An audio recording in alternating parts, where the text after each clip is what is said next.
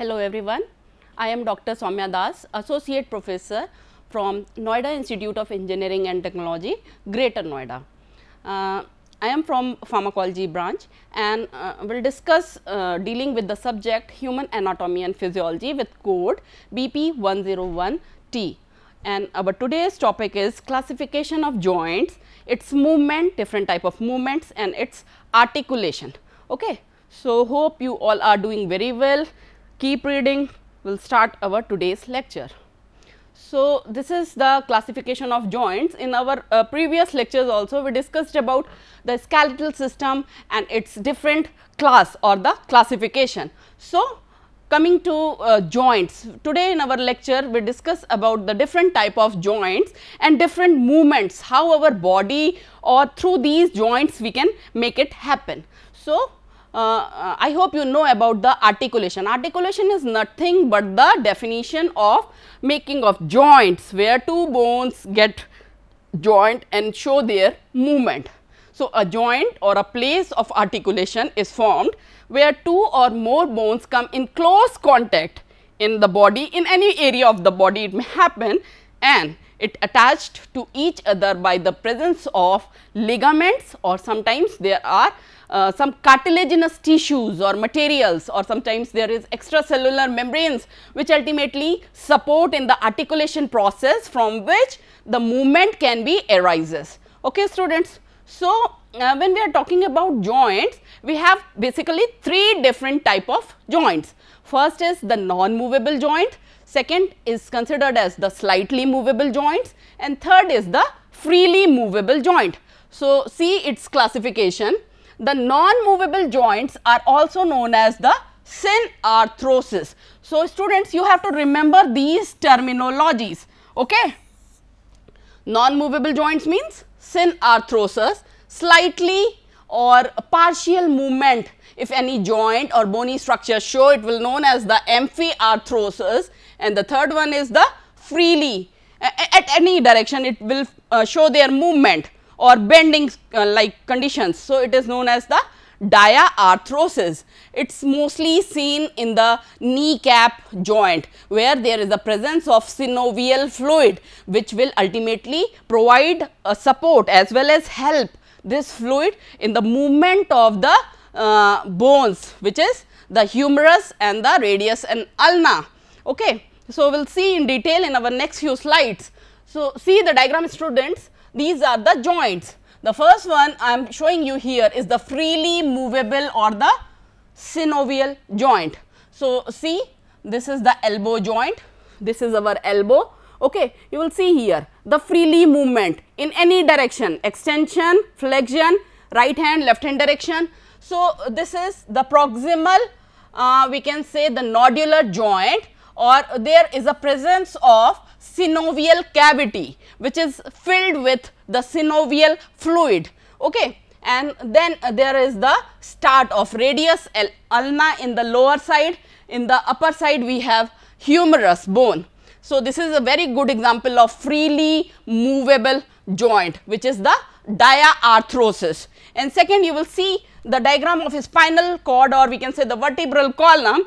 It is the slightly movable or the cartilaginous joint. Slightly movable means amphiarthrosis example. The example is spinal cord, or we can say the vertebral column. Then we have the third example is the fixed or fibrous joint. So, I hope from seeing this structure you will have a very good clear cut idea about this. These type of joints, that is the synarthrosis joint, non-movable joint, are located inside our skull where there are sutures like the parietal suture, occipital suture. Okay. So, these are fixed joints. These sutures will ultimately provide support and to the baby brain when the neonate or newborn will come in this world, it will the brain development happen, okay, as the child grows. Okay. So, this will provide, so this is fixed joints, not any type of movement is shown by this synarthrosis joints. Now, coming to the fibrous or one by one joints will go in detail, the fibrous or non-movable joint. So, see this structure, this is the skull area where you will see the dense fibrous connective tissue which ultimately show or make the we say the sutures. Okay, you will see these curved lines are the sutures, and in the A part these are sutures, and in the second B part there is a syndesmosis area which is also coming in the non-movable joint example. Here you will see the before the starting of tarsals, we can say at the ankle area of the leg there is a presence of ligament, which is the muscle, white area is the ligament which fix the tibia and fibula bones. Okay, and this will provide the growth of the bony shaft or the bony structure, okay, during the growth of the kids. Okay. So, fibrous or non-movable joints, as the name depicts, no movement is allowed, or we can say sometimes very slight or rare movement can be seen. No movement is allowed during these bones. Listen students, if any slight or small movement is shown, this is the pathological condition. Okay. So, means the patient is not having their normal homeostasis. Okay, this is little bit different with the normal physiology. So, he or she should go and report or check to their orthopedic. Okay, students. So, fibrous non-movable joints, no movement allowed here, first thing. Second is they are held together by a thin layer of strong connective tissues which ultimately forms and named sutures in the brain. Okay. It is designed to allow the growth of the body. Its main prime function is to provide or give support as well as provide growth of that particular area. Like example, sutures which allow growth of the brain, the development of the brain. So, we have sutures, gomphosis and syndesmosis. So, we will deal one by one little bit. You will see sutures, first one.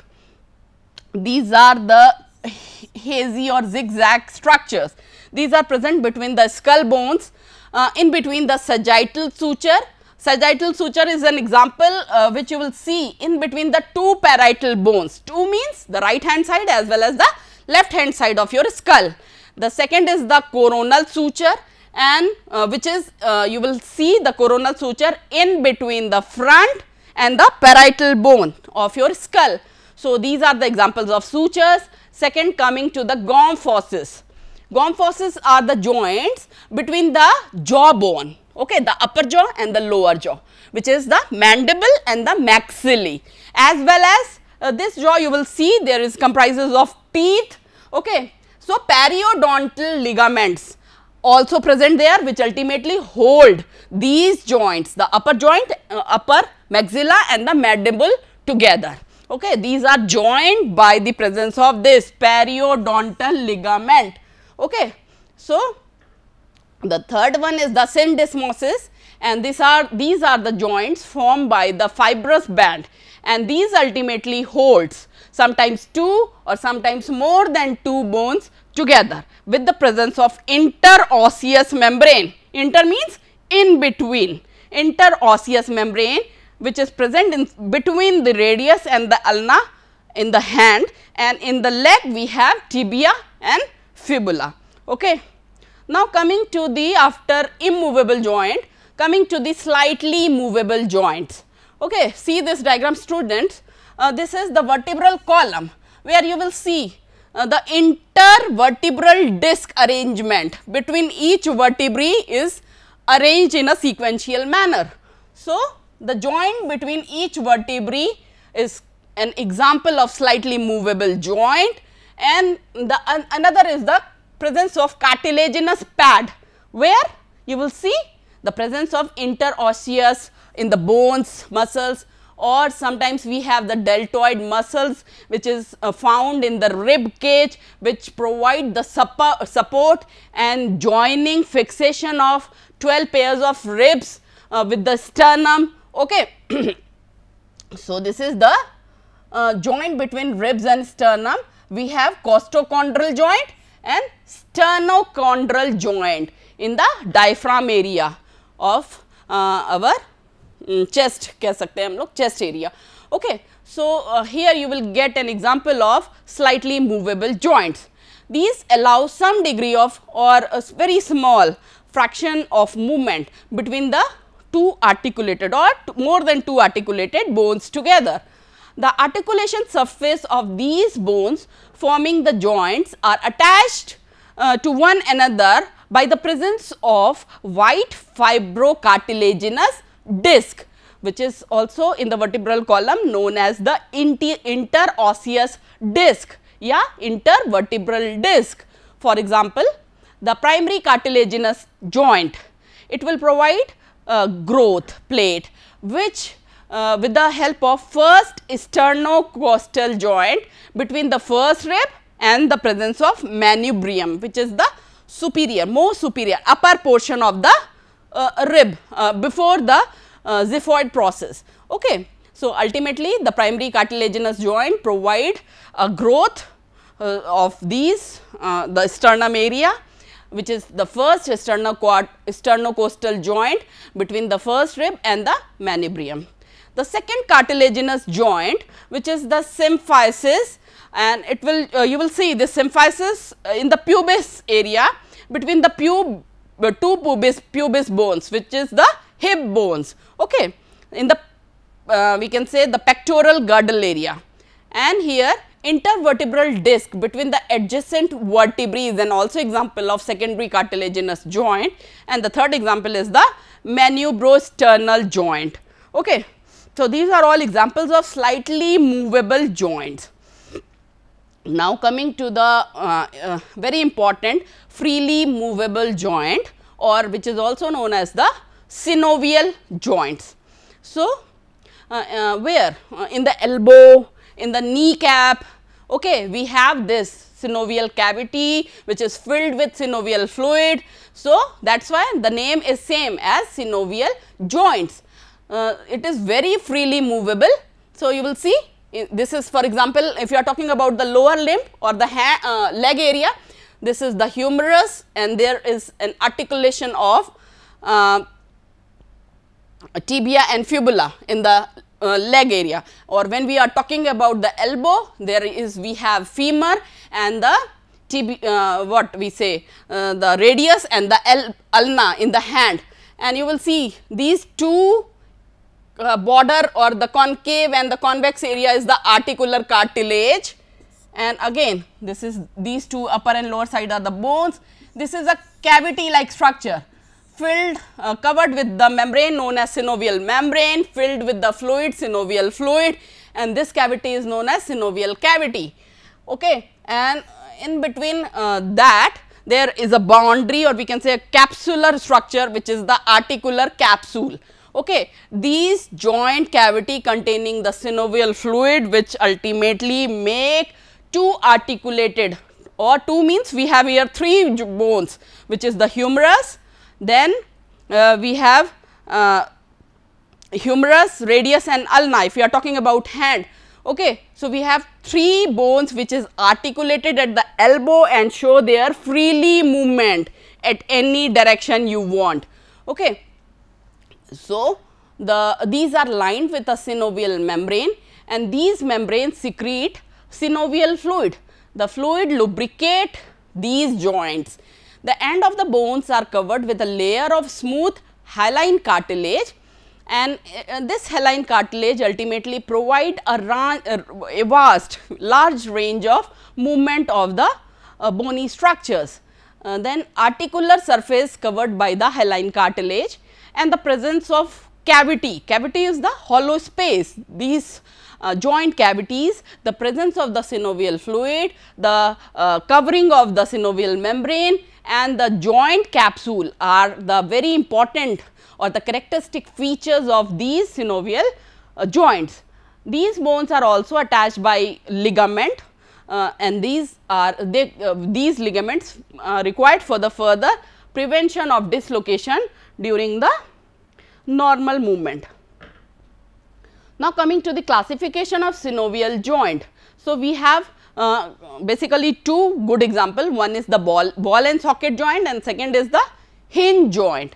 So, you will see this is the hinge joint in the hand that I explained you just right now. We have humerus and this is the ulna. So, the presence of joint between the elbow area is the example of hinge joint, and in the leg area or the pectoral girdle we can say we have the ball and socket joint. The groove or the cavity is like ball, where the another bone articulation is like socket, which ultimately fix to this ball and show their movement at any direction. Okay. So, these are examples of synovial joint. You have to remember these two, ball and socket joint, students, and the second one is the hinge joint. So, see one by one. Ball and socket joint, this is the most important movable, most movable or mobile among all other joints we have read.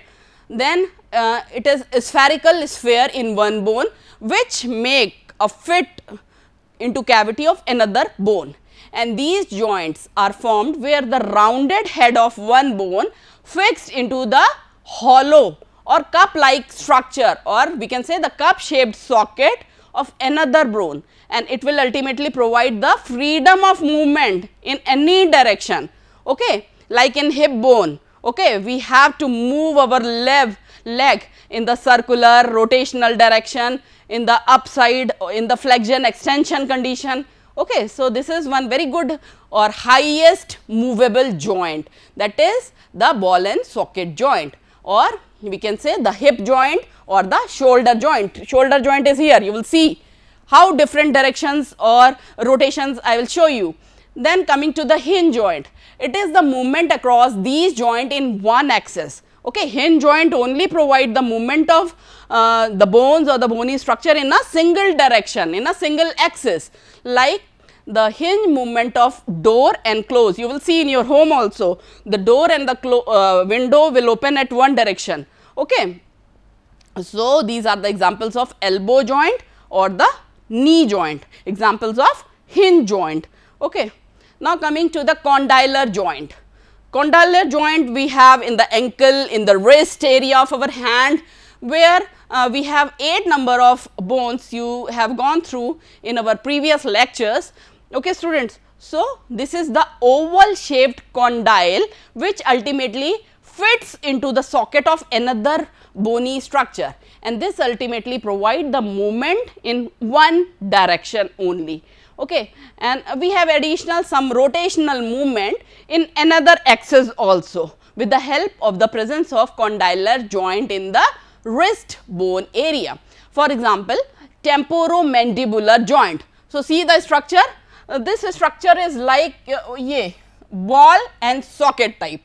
Okay, condylar. So, this is the arrow you will see here, student. These are the movement, axis of movement from this presence of condylar joint in the wrist bone you have. So, this is the scaphoid bone and this is the lunate, and above this we have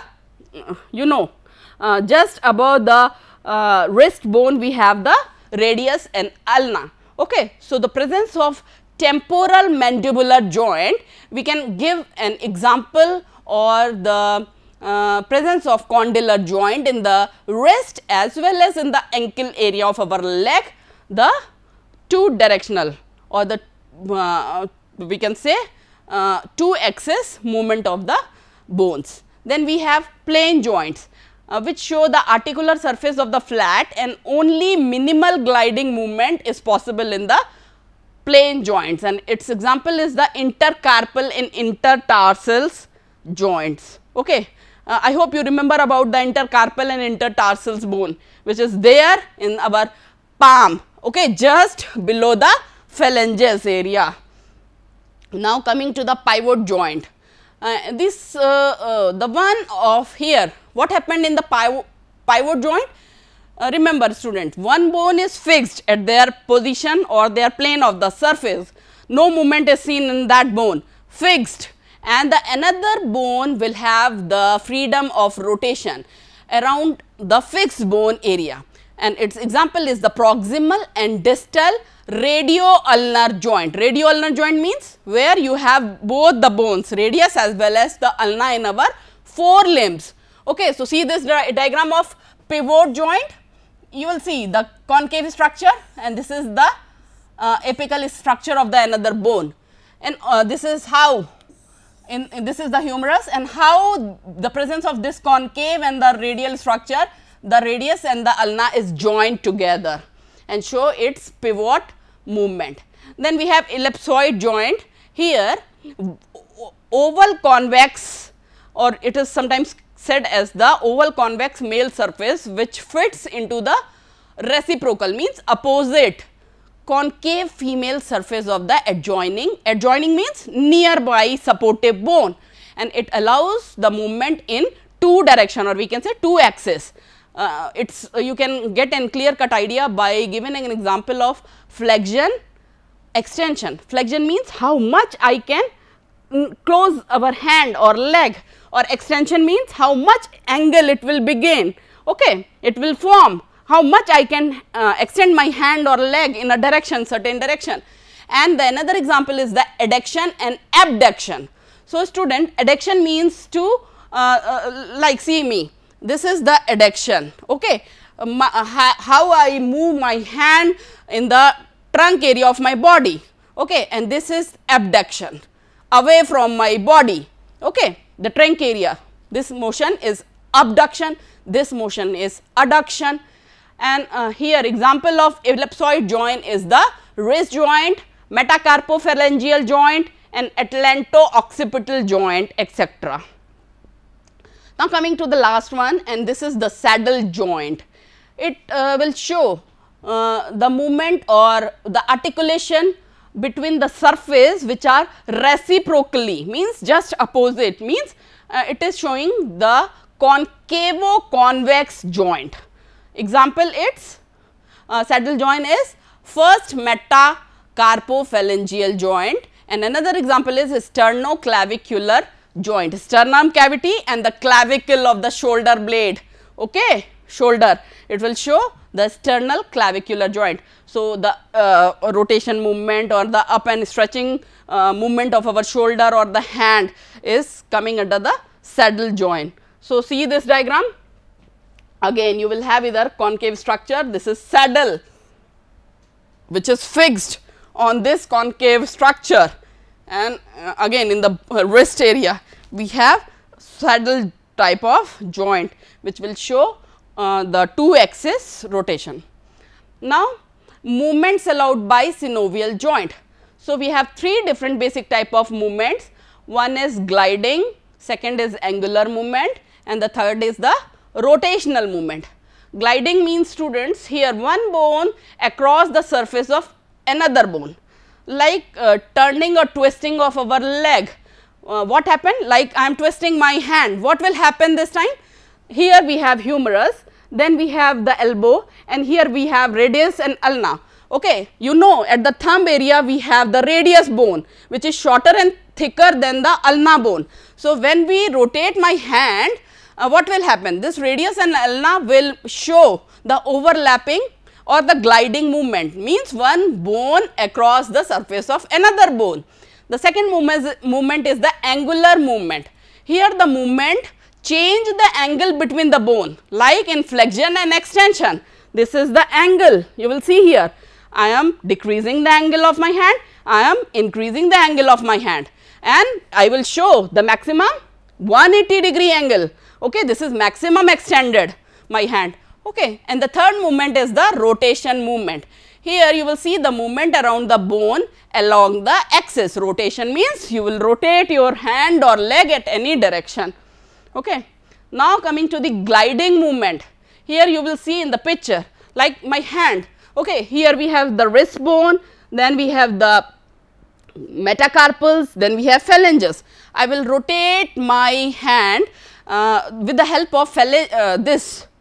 What is this? The carpal bones in any direction, to and fro, right and left direction.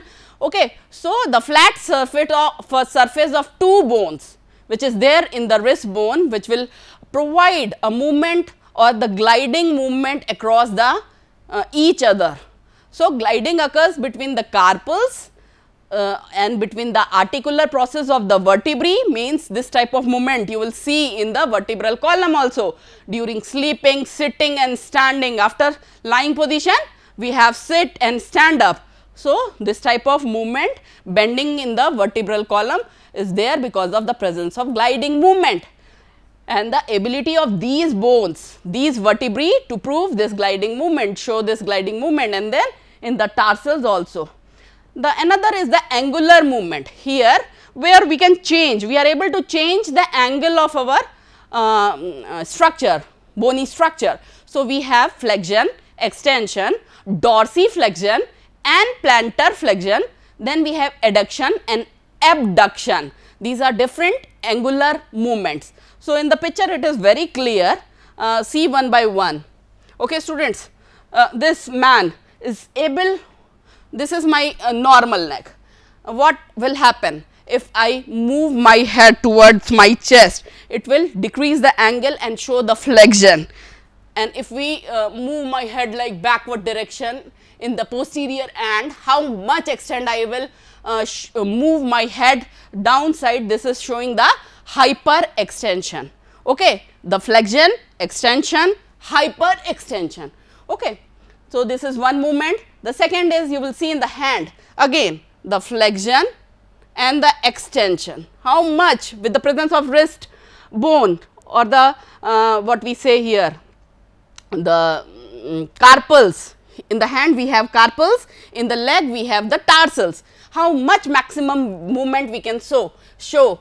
Then in the leg you will see here, if we move the leg away from our tongue, it is known as abduction, A-B-D-U-C-T-I-O-N, abduction. If we move back our leg or hand towards my body, main body or the trunk area, it is known as the adduction, A-D-D-U-C-T-I-O-N, adduction, abduction. Remember this, do not confuse students. Okay, then in the leg you will see the rotational, like in a hand, right hand rotation, left hand rotation, okay, clockwise, anti-clockwise you have. Then see this leg area or the palm. Okay, this is like, this is my palm. If I invert this my body area, so in the palm side this is termed as eversion, and if it will showing this movement, inversion, eversion, inversion. Remember this in the leg also, eversion, inversion. Okay, then again the movement of hand and leg above and below, this is dorsiflexion and this is plantar flexion, dorsiflexion, plantar flexion. Okay. So, these are very important movements which is only be possible because of the presence of different type of joints or the articulations which is there in the skeletal system. Okay. And the presence of some of the important muscles, skeletal muscles also. So, these are some important movements. Rotation, movement of my head from right, upside, backside, okay, turning of bone around its own axis.